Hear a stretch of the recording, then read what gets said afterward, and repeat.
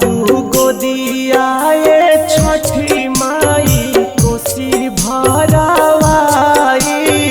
हो।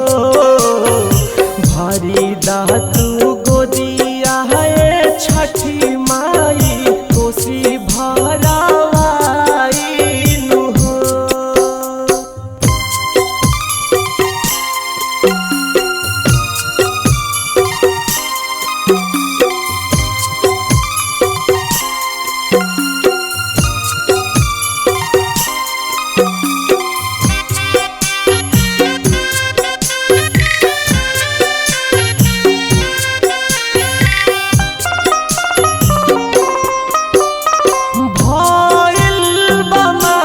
हमसे कवाना न भूल हो, अभी ले न खिलल बाटे गोदिया में फूल हो।